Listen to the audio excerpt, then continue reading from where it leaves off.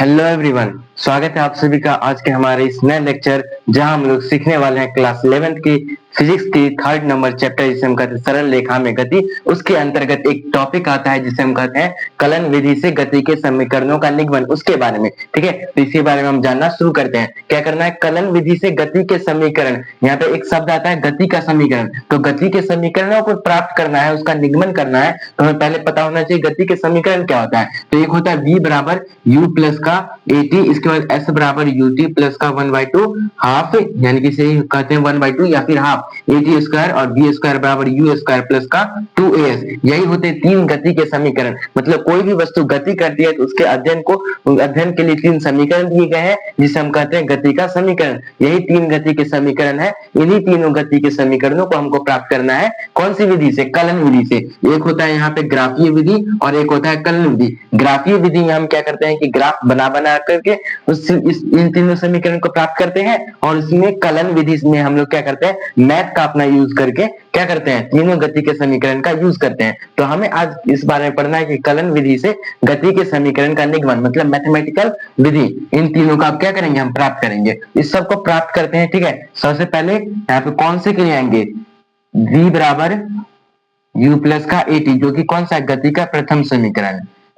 गति का प्रथम समीकरण इसे बोलते हैं गति का द्वितीय, गति का तृतीय समीकरण। तो सबसे पहले हम गति का प्रथम समीकरण को क्या करेंगे, प्राप्त करेंगे मैथमेटिकल रूल से। ठीक है, यहाँ पे है क्या, v बराबर u प्लस का at, यानी कि हमको वैसा कोई चीज लेना होगा जिसमें v भी आता हो, u भी आता हो, a भी आता हो और t भी आता हो। तो हम जानते हैं एक होता है a बराबर v माइनस का u बटे का t, यानी कि इससे हमको क्या करना है, इसको आगे बढ़ाना है। लेकिन हम एक और चीज जानते हैं तात्क्षणिक त्वरण में, ये इंस्टेंटेनियस एक्सेलरेशन, उसमें हम लोग जानते हैं तात्क्षणिक त्वरण a बराबर होता है dv अपॉन में dt, यानी कि तात्क्षणिक त्वरण किसके परिवर्तन के समानुपाती होता है? वेग में परिवर्तन की दर के समानुपाती होता है, मतलब बराबर होता है वेग में परिवर्तन की दर। ठीक है, तो इसे हम लोग क्या कहते हैं, तात्क्षणिक त्वरण। तो हम यहाँ पे लगाएंगे तात्क्षणिक त्वरण का फॉर्मूला क्या होता है, a बराबर होता है dv अपॉन में dt से। ठीक है, किससे आएंगे हम लोग, सूत्र यहाँ पे लिख सकते हैं, सूत्र a बराबर dv अपॉन dt से।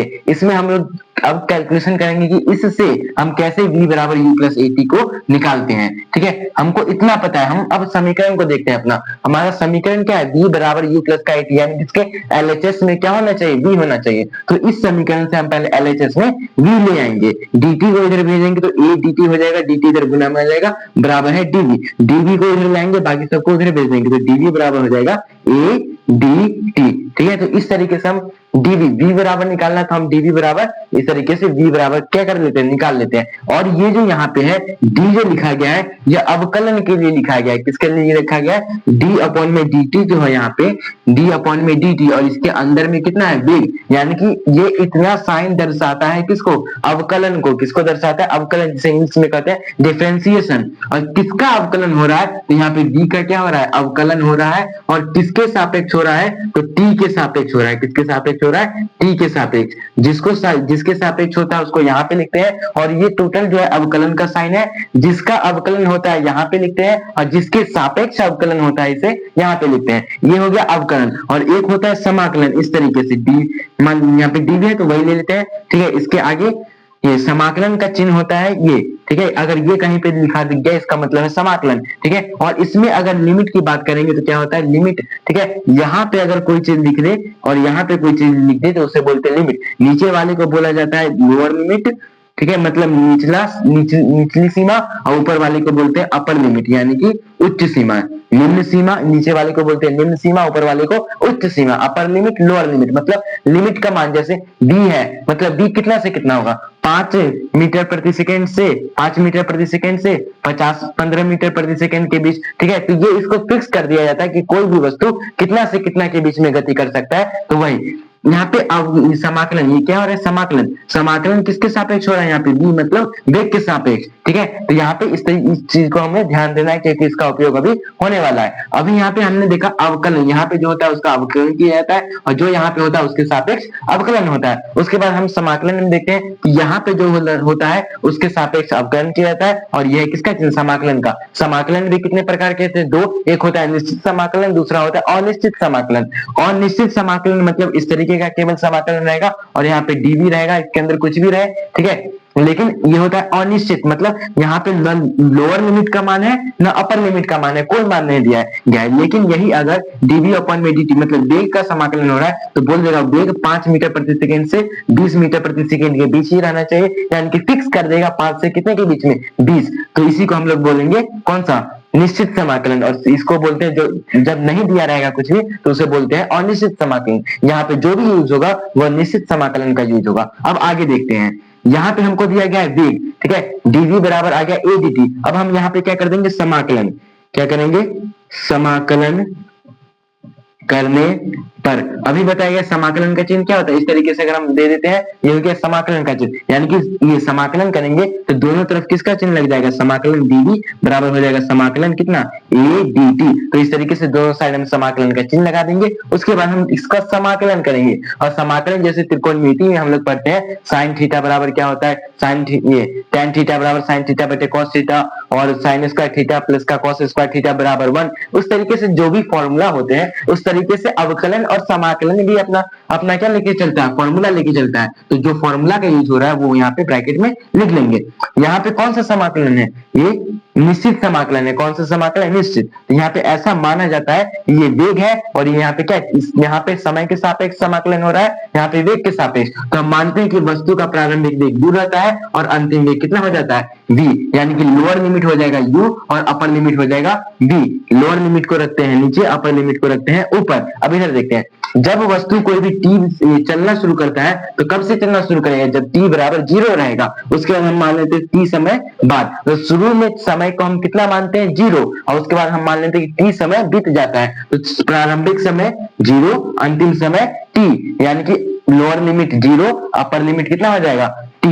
लोअर लिमिट को रखते हैं नीचे और अपर लिमिट t है तो उसको रखेंगे ऊपर, ठीक है। इतना में कोई दिक्कत नहीं होनी चाहिए। आगे यहाँ पे किसका समाकलन हो रहा है, एक का समाकलन हो रहा है dv के सापेक्ष। यहाँ पे समाकलन जिसका होता है उसको आगे लिखते हैं, एक का समाकलन dv के सापेक्ष होता है। तो हम यहाँ पे एक फॉर्मूला होता है x समाकलन x dx, ठीक है, समाकलन ये समाकलन 1 dx, ठीक है। तो इसका फॉर्मूला कितना होता है, x, यानी कि अगर एक का समाकलन करेंगे तो जिसके सापेक्ष समाकलन करते हैं वही आता है। जैसे एक का समाकलन करते dr के सापेक्ष तो यहाँ पे r आता, एक का समाकलन करते हैं हम लोग यहाँ पे dp के सापेक्ष तो यहाँ पे कितना आता है, p, ठीक है। मतलब जिसके सापेक्ष एक का समाकलन होगा उसी के सापेक्ष हम उसका क्या देंगे, मान। तो यहाँ पे ये फॉर्मूला होता है, ठीक है।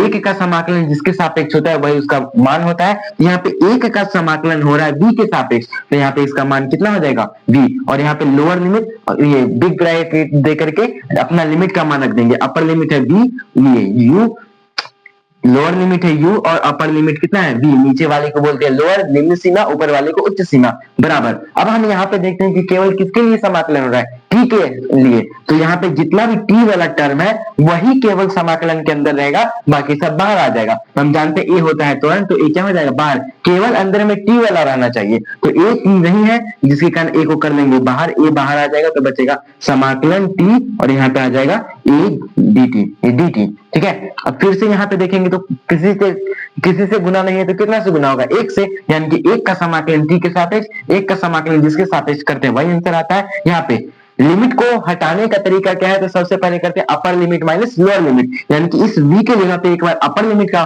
मान रखना है, उसके बाद माइनस दे करके अपनी तरफ से माइनस दे करके लोअर लिमिट का मान रखना है। पहले अपर लिमिट का मान रखेंगे, उसके बाद माइनस देंगे अपनी तरफ से, उसके बाद लोअर लिमिट का मान कितना है v। तो इस तरीके से हम किसी भी लिमिट को क्या करते हैं, तोड़ते हैं, ठीक है। आगे जब हम आगे जाएंगे तो यहाँ पे हो जाएगा a और यहाँ पे फिर वही यही वाला फॉर्मूला लगेगा कि जिसके सापेक्ष समाकलन हो रहा है वही आ जाएगा। हो रहा है t के सापेक्ष तो t, एक का जब भी समाकलन करेंगे तो उसी के सापेक्ष उसका मान आता है। कितना से कितना लिमिट है, 0 से t, ठीक है। फिर आगे हम इसका कैलकुलेशन करेंगे तो हम लिमिट को रखेंगे, लिमिट का मान। तो यहाँ पे क्या है, v माइनस का u, तो ये आ जाएगा v माइनस का u बराबर कितना है इधर a।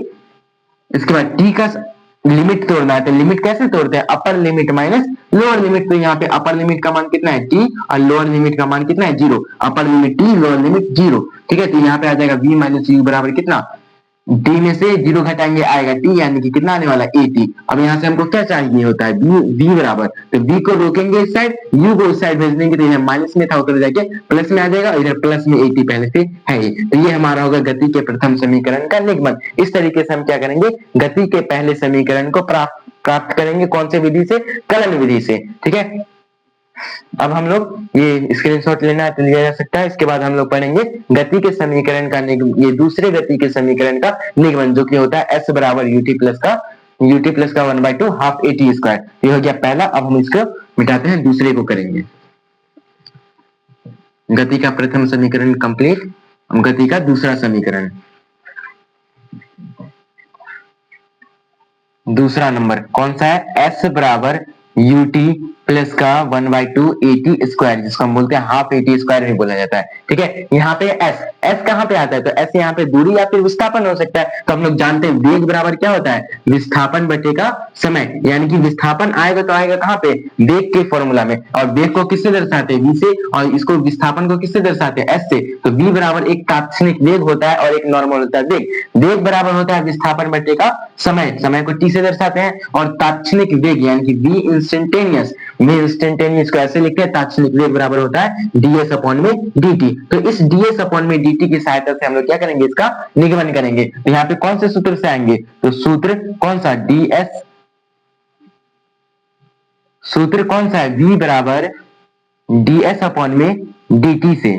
ठीक है, इससे अगर हम आएंगे तो हम देखते हैं फिर से वही चीज, LHS में कितना है हमारा s, तो LHS में पहले s को लाएंगे, s वाले टर्म को। ठीक है, और ये दोनों d और s गुना में नहीं, ऐसा नहीं कि गुना में है तो इसको हम अलग कर देंगे, d को गुना से उधर भाग में भेज देंगे, ऐसा नहीं होता। ये गुना में नहीं होता, ये एक अवकलन का साइन है। d किसका साइन है, अवकलन का साइन है। ऐसा नहीं है कि d और s आपस में गुना नहीं है, ये लिखा गया है s का अवकलन, ds मतलब क्या हो गया, s का अवकलन। ठीक है, इस तरीके से इसको पढ़ते हैं। तो यहाँ पे dt को इधर ले आएंगे तो हो जाएगा v, dt बराबर हो जाएगा ds। इसके बाद अगर हम ये ds LHS में चाहिए तो LHS में किसको ले आएंगे, ds को, बराबर इस v dt को उधर भेज देंगे तो हो जाएगा v dt। ठीक है, इसके बाद हम जानते हैं, क्या जानते हैं कि v बराबर, अभी हमने प्रूव किया है गति का पहला समीकरण से, v बराबर क्या होता है, u प्लस का at। ठीक है, तो यहाँ पे v का जो मान होता है u प्लस का at, उसको रख देंगे तो क्या हो जाएगा, ds बराबर u प्लस का at, जो कि इसका मान है। ठीक है, v का मान कितना है, v का मान है u प्लस का at।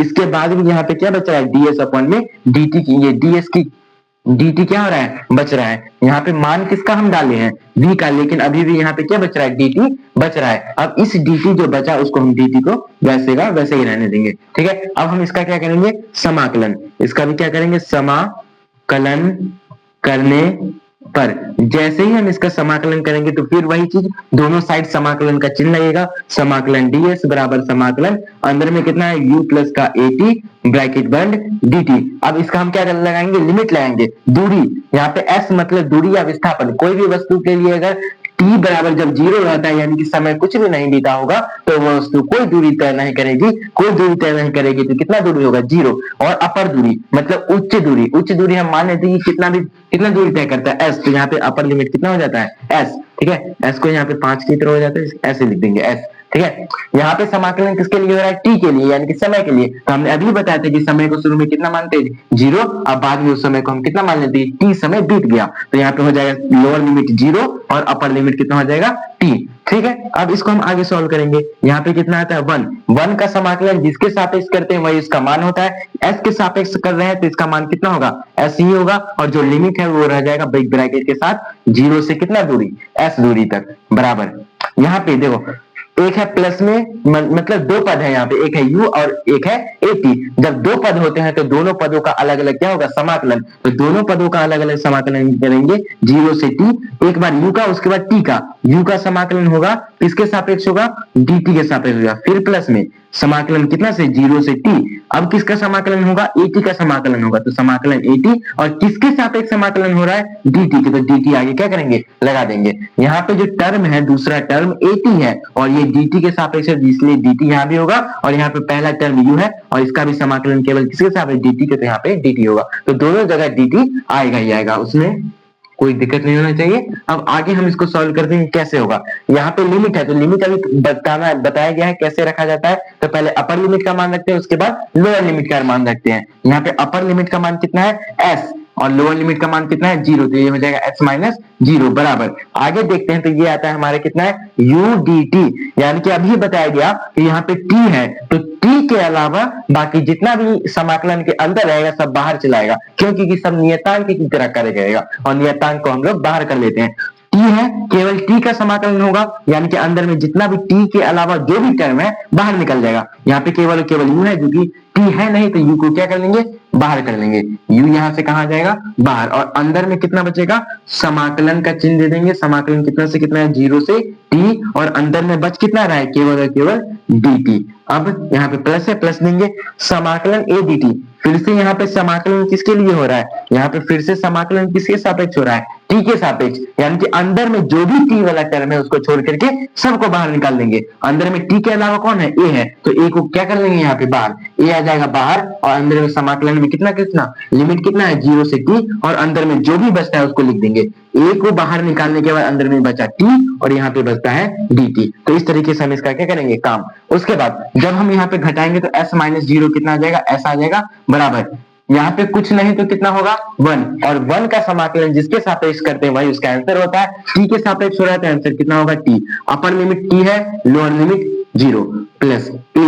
यहाँ पे t का क्या किया जा रहा है समाकलन किया जा रहा है, t का क्या किया जा रहा है समाकलन। अभी तक इस t यहाँ पे क्या होता था 0 से t और 1 dt हुआ करता था, लेकिन अब 1 के जगह पे t आ गया तो इसका एक अलग फॉर्मूला होता है। इस टोटल को हमको सिद्ध करने में दो फॉर्मूला का यूज होगा, एक 1 वाला तो 1 का उसी के सापेक्ष हो जाएगा, जिसके सापेक्ष करते हैं वही उसका मान होगा। लेकिन अगर यहाँ पे आ जाए कि x का पावर n dt, x का पावर n dx बराबर फॉर्मूला क्या होता है, तो x की power n plus 1 बटेगा n plus 1, ये होता है x की पावर n का समाकलन। ठीक है, और यह भी कुछ उसी तरीके का, देखो यहाँ पे पावर कितना है 1, यानी कि यहाँ पे कुछ नहीं है, x t के जगह पे क्या है x है, और n के जगह पे कितना है 1, यानी कि x की पावर n का समाकलन कितना होता है x की पावर n प्लस 1 बचेगा n प्लस 1। इसी फॉर्मूला पे इसको तोड़ देंगे तो कितना आएगा, बाहर में जो है उसको वैसे ही रहने देंगे और ब्रैकेट में जो है उसको लिखेंगे।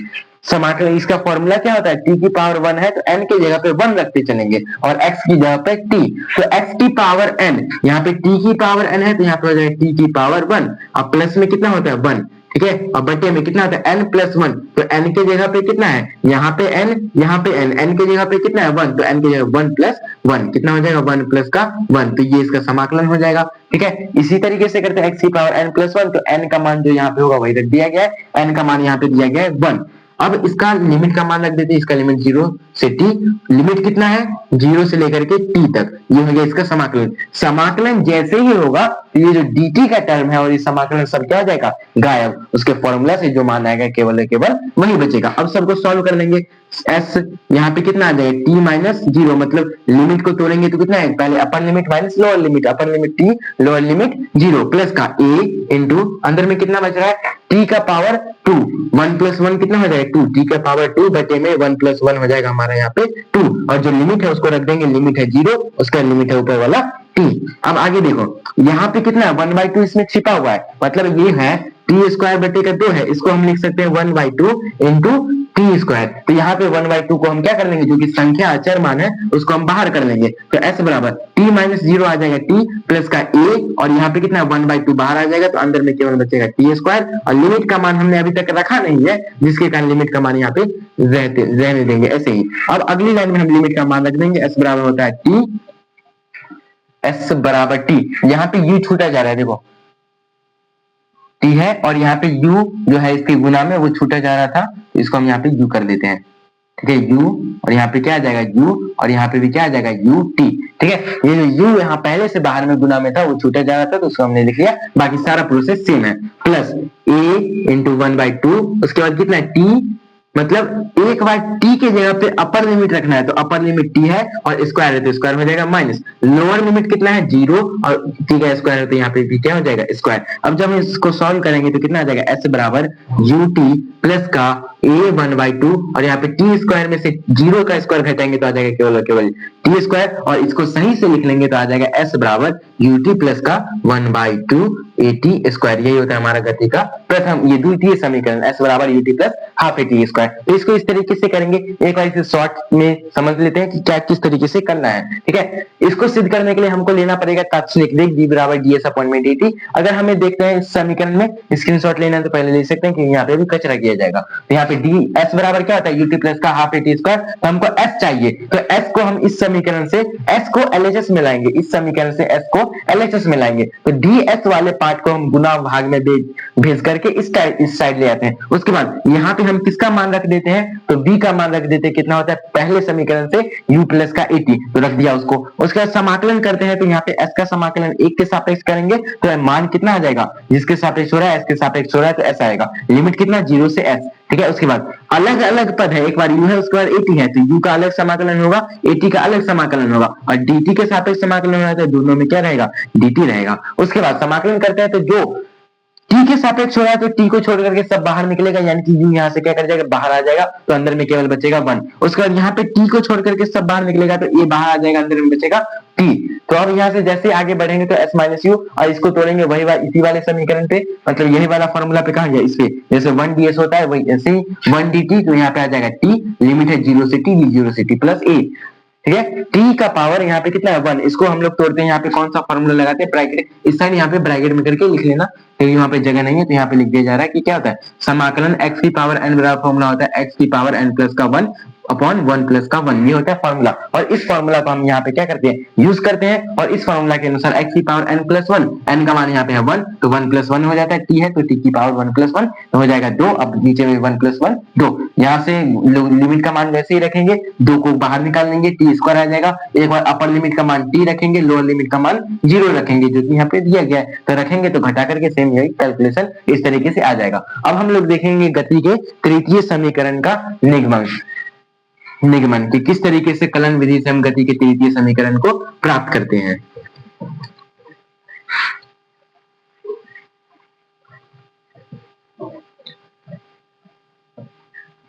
गति का तीसरा समीकरण थर्ड, ये होता है v स्क्वायर बराबर u स्क्वायर प्लस का 2as। ठीक है, इस तरीके से। तो यहाँ पे हम क्या करते हैं, इसको हम लोग प्राप्त करते हैं a वाले समीकरण से।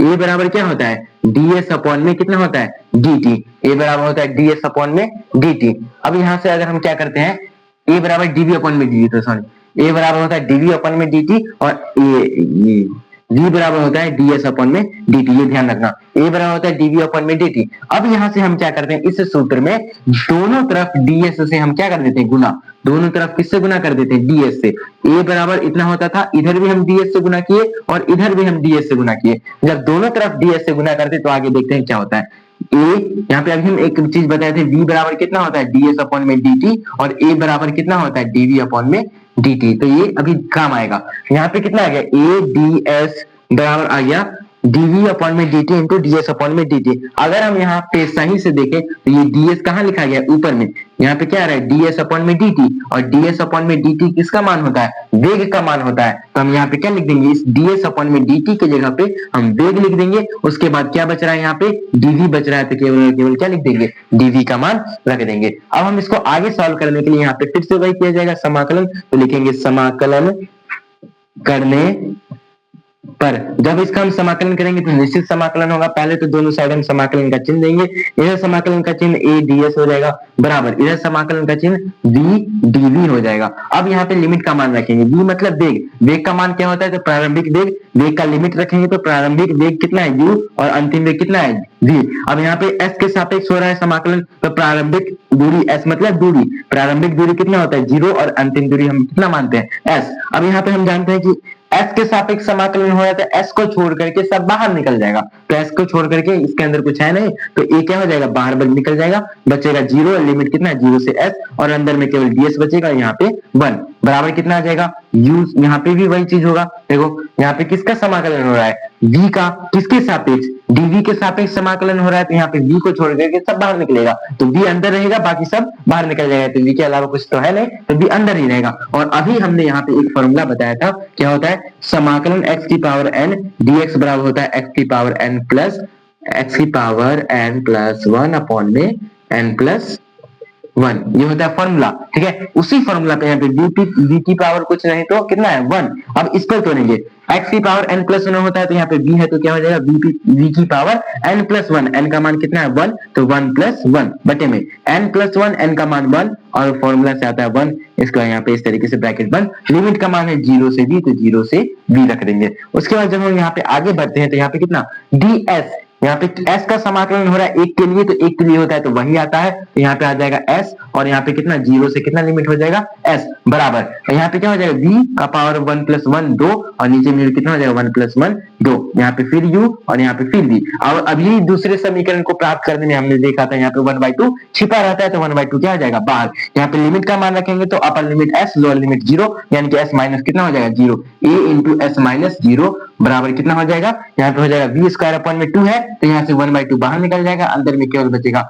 v स्क्वायर और लिमिट है v से u। ठीक है, आगे जब इसको सॉल्व करेंगे तो s में से 0 घटाएंगे तो केवल बचेगा s बराबर 1/2। ठीक है, यहाँ पे लिख लेते कितना है 1/2 और यहाँ पे v स्क्वायर की जगह पे एक बार हम अपर लिमिट रखेंगे, उसके बाद लोअर लिमिट। अपर लिमिट का मान है v और v का स्क्वायर हो जाएगा, इसका लोअर लिमिट का मान है u और इसका स्क्वायर हो रहा है तो स्क्वायर हो जाएगा।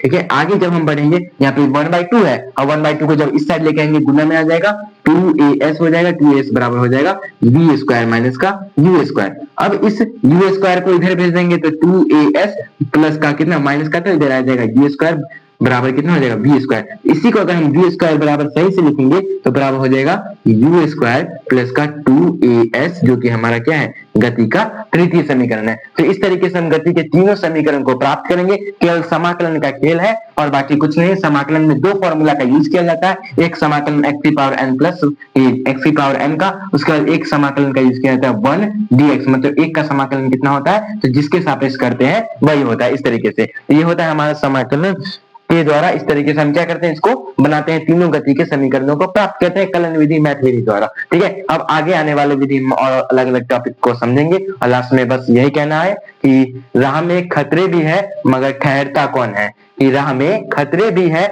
मगर ठहरता कौन है, मौत कल आती है आज आ जाए डरता कौन है, तेरी लश्कर के मुताबिक अकेला हूं मैं मगर, कि तेरी लश्कर के मुताबिक अकेला हूं मैं मगर, फैसला मैदान में होगा कि मरता कौन है। तो अब मिलते हैं अगले किसी वीडियो में, तब तक के लिए जय हिंद।